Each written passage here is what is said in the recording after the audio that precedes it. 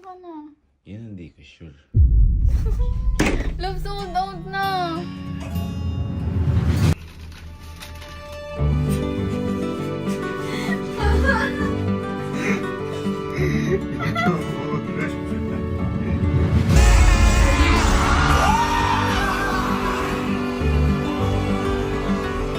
So, halos kayo gising-gising ko lang po. Dahil ngayong araw po, sobrang espesyal po ngayon.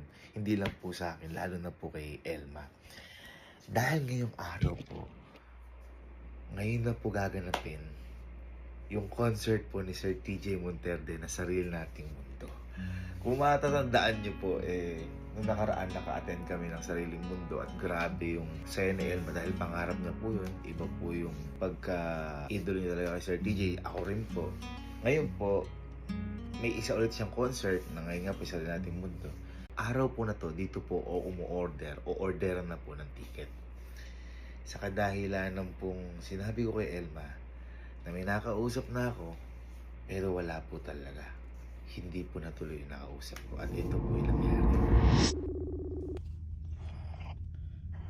May... Dalian mo, nagdi-video ako. Ano ba yan? Para saan? Ano ba? Para saan? Tama na, sa 2,000 pa ako. Wala pa sa kalahati. Ano ba yan? Yung ticket. Para saan? Sa concert ni Sir TJ. Anong pang 2,000 ka? Sa pila. Sa pila? Ba't pumipila ka pa? Meron ka na. Asan? Ha? Asan? Ha? Asan? Ang signal.